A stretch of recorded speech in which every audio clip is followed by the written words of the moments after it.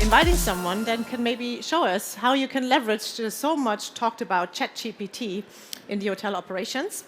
And it's my absolute honor to welcome on stage with us the COO, Chief Operating Officer at Daily Point, Linda Warner. And Linda will talk with you about ChatGPT and your property management system migration. So, Linda, the stage is yours, and I'm looking forward. Thank you very much. Thank you for being here. Thank you. So, hi everyone. I hope you had a wonderful ITB so far.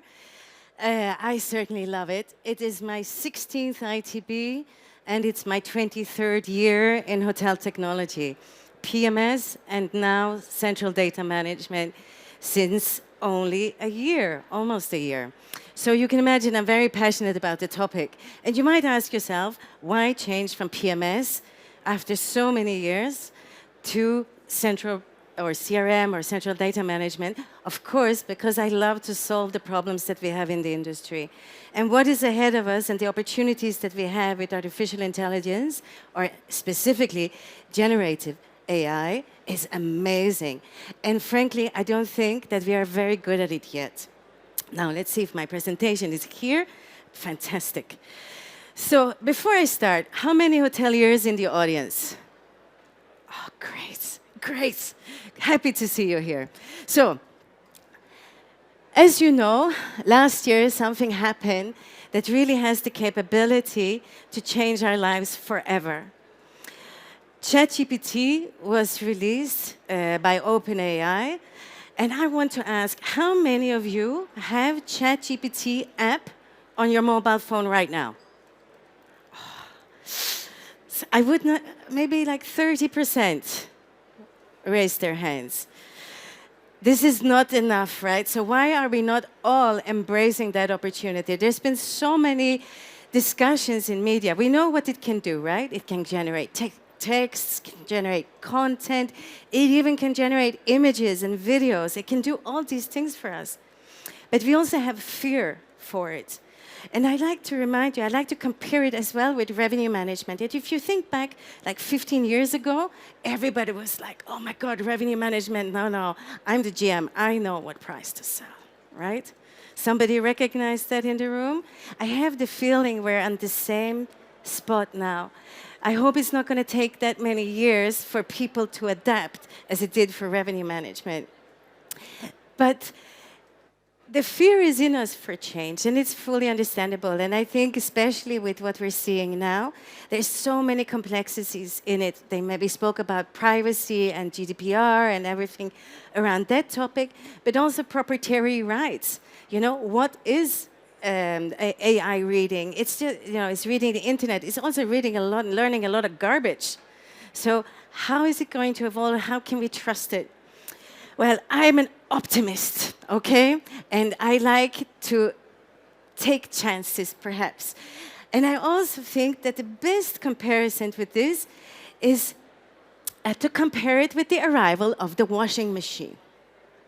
Now, you're going to think, who is this crazy woman talking about washing machines? There's nothing to do with AI and ChatGPT. But if you think about how the washing machine changed the world, imagine how many millions of women and their children were affected by the arrival of the washing machine. It was a revolution. But nobody said, Jesus Christ, it's going to be a disaster with all this time the women are going to have on their hands now. Nobody said that. So I don't think we have to worry about what AI is going to take away from us. We have to look at the opportunity on how we can take advantage of it so that we can stop doing all these boring tasks and start doing new stuff. And perhaps that's what we're afraid of. What is that new stuff going to be? Step number 1, make sure you get ChatGPT on your mobile phones so you can start exploring. Maybe to be more specific here in this session, I'll finish about the washing machine, is what can it do for hotels? So there's been a lot of sessions earlier today. I think also Revenate had a really great session talking about specific examples. If we look very simple, of course, sorry, let me see here. Virtual concierge We talked about chatbot for a long time. Many hotels tried to get their chatbot set up to answer questions, interact with the guests, but we had to program it, right? We had to put the answers in. We had to manage it. With ChatGPT, just imagine how easy it's going to be. Answer complaint letters or reviews. This was one of the things that I really was very excited about when we put into place. I don't know how many people have answered reviews in this room, but it's a really boring task, right?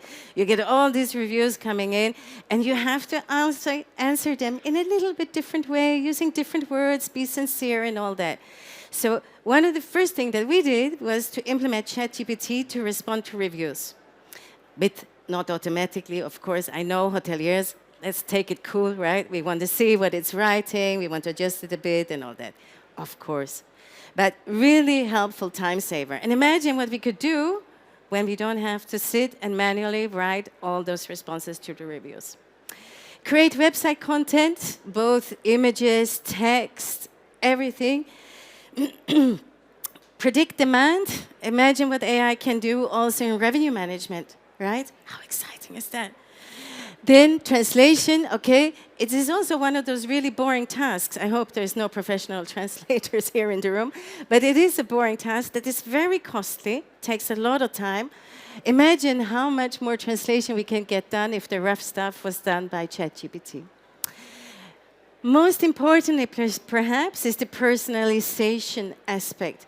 You heard the two gentlemen talking about personalization and how we engage with the guest.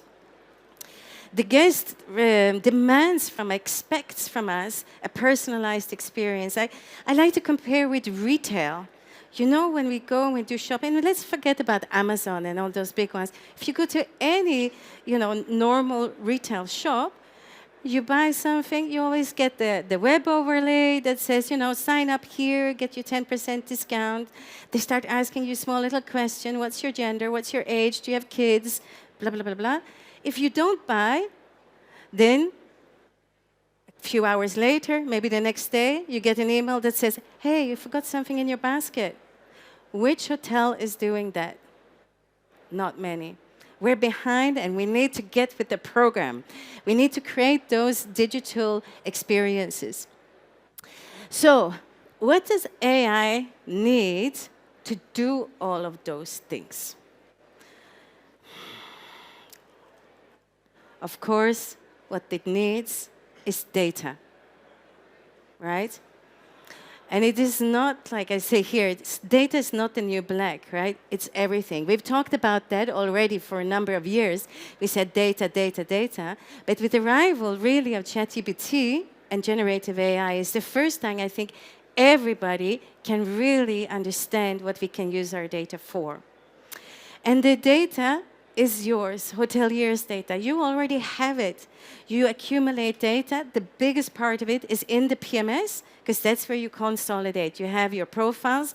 Maybe you have, 600 duplicate profiles of the same guest, but nevertheless, you have the data there with the profiles.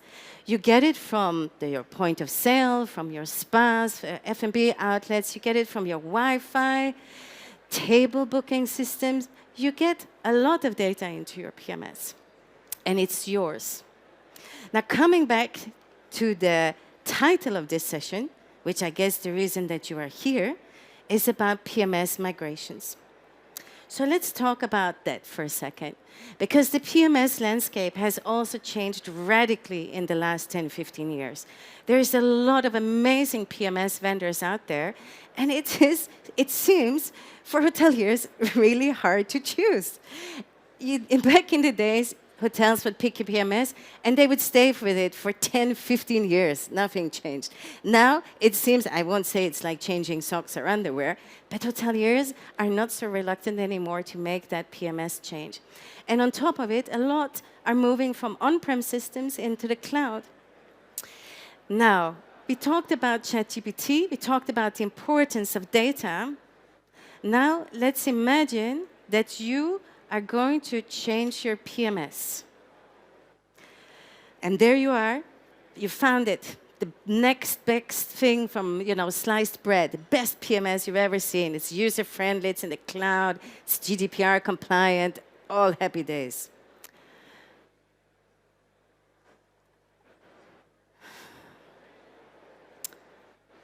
Now, imagine that you agreed with the PMS vendor to start from scratch.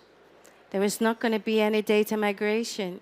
Too costly, too cumbersome. It's a good training exercise to enter those reservations again. Anybody recognize that kind of conversation? Okay. Now think about what that means. You just waved goodbye to the data that's yours.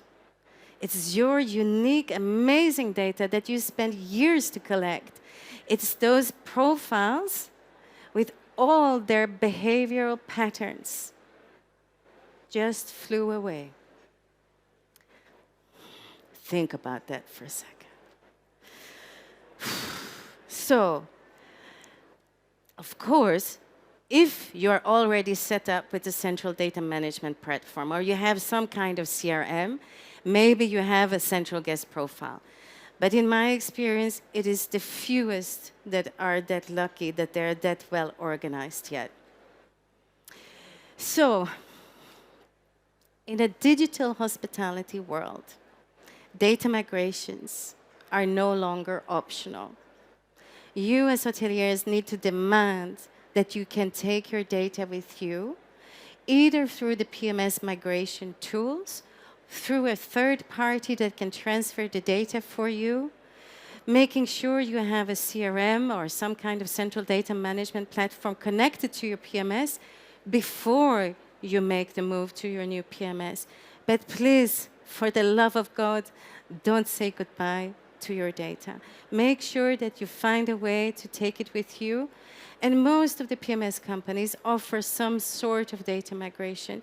Take the time to investigate. And like I said, there are third parties out there that offer that kind of service as well. So please keep it in mind. I also have very few minutes left. So I am going to go to the next point about this. Because if you make sure that you take your data with you or that you have your central profile, you can start that personalization and you can start creating that digital hospitality experience for your guests.